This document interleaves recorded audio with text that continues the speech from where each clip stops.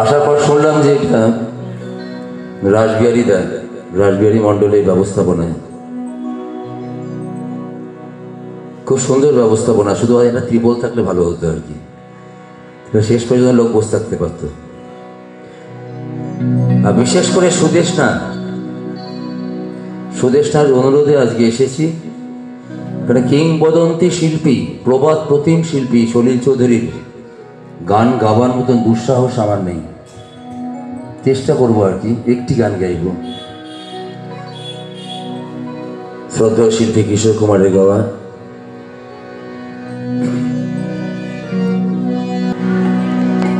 আপন বলিতে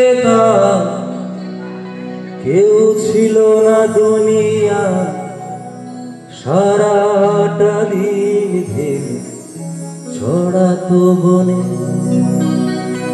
হাওয়ায় ডাকাডাকি শুনিত পশু পাখি, যখন বাজাতো বেল নিজেরই মনে। আশা করি বুঝতে পারছেন কি ছবির গান আর কোন শিল্পী দিয়েছিলেন কমল হাসান। বিশ্বাস করবেন কিনা জানি না, মানে কত বছর পর এই গানটা গাইছি আমি নিজেও জানি না। আর খুব সাপোর্ট পেয়েছি, আমার পেছনে আমার ছোট ভাই সোমনাথ বসে আছে, যার জন্য সাহস পাচ্ছি আর কি।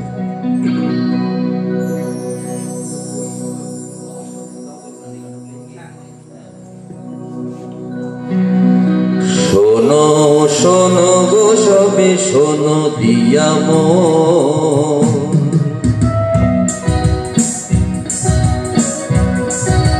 শোনো শোনো গো সবে শোনো দিয়া মন। বিচিত্র কাহিনী করি গো বর্ণনা,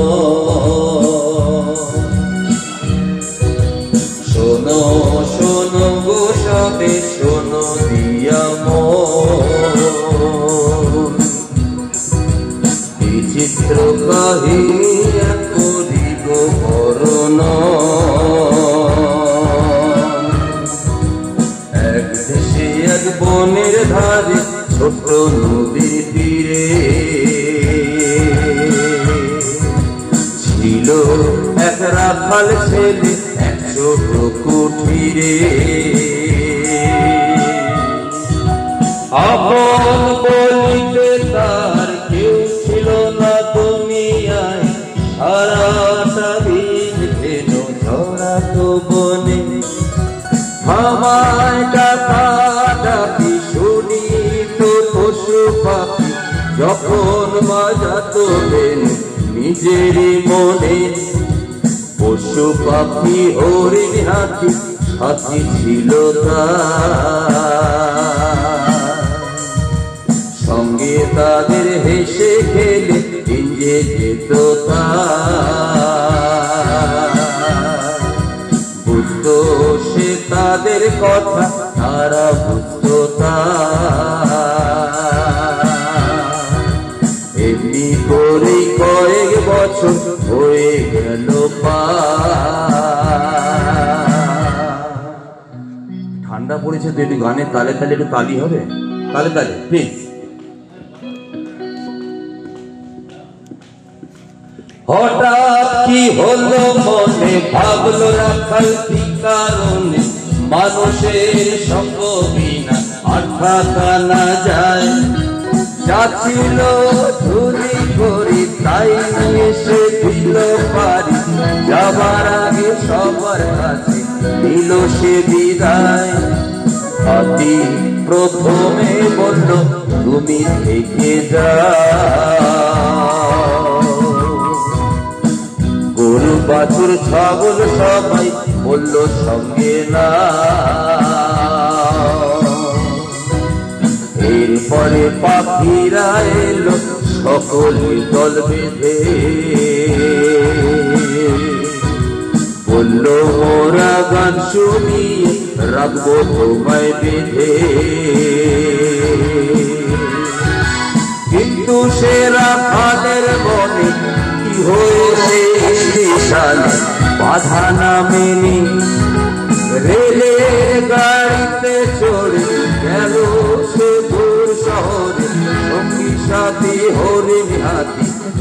পেছনে শহরে সে রাখাল লেগে গেল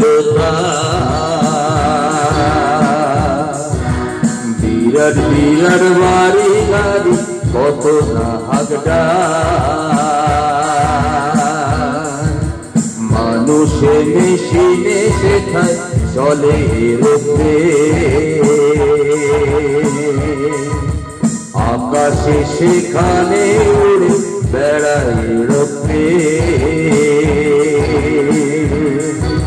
সেই শহরের রাজমহলে এক কোণে এক আত্মা বলে ওরা দেখা সোনার ছলে পেয়ে গেল কাজ কিন্তু সে রাখালের ছেলে জঙ্গলেতে থাকার ফলে মানুষে কি কথা বলে ভুলে গেছে আজ আর ভাষাও কেউ বোঝে না করে হাসা হাসি মনের দুঃখে রাখাল ছেলে বাজায় বসে বাঁশি বাঁশি শুনে সেই শহরে যত কুকুর ছিল রাখাল ছেলের সঙ্গে তাদের ভারী দোস্তি হলো কিন্তু বাঁশির কোন কণা ভক্ত ছিল আর একজনা সেই প্রাসাদের রাজার কন্যা চম্পাবতী না রাখাল ছেলের অগোচরে রোজ মিশিতে তার শিয়রে 100 চাপা ফুলের গোরে দিয়ে যেত দাম কিছুই জানে না রাখাল শুধু মনে ভাবে সরস্বতী আশীর্বাদের ভুল বুঝিবা হবে এরপরে এক রাতে হঠাৎ ভেঙে যায়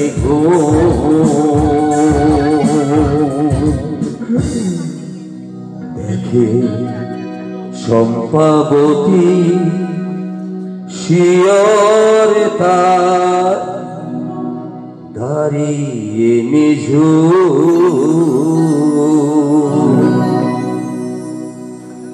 অবাধ রূপের রাশি মুখে মধুর হাসি বলে তোমার বাঁশি আমি যে দাসী ও গো রাখাল ছেলে কোন ছেলে সে খুঁজে পেলে এ কোন সুরের জালে বাঁধলে গো আসি বুঝলো না সে রাখাল ছেলে রাজকুমারীর ভাষা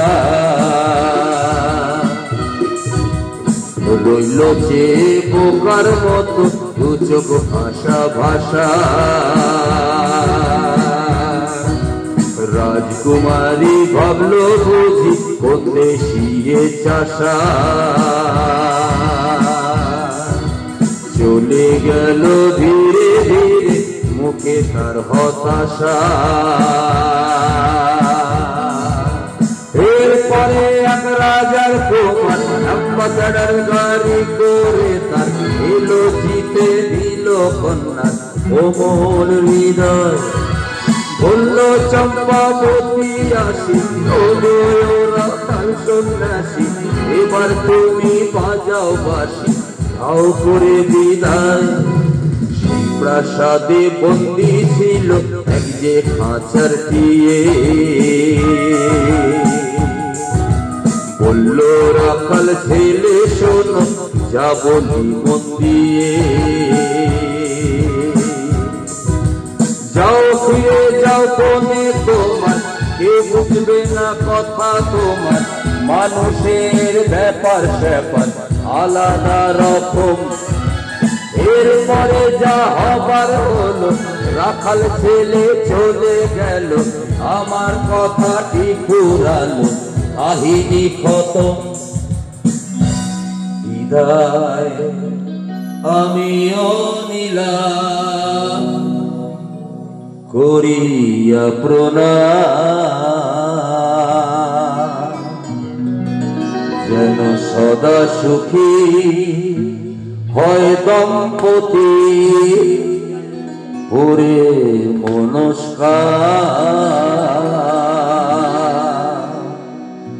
এবার সবাই মিলে প্রাণ খুলে ভাই বলো রা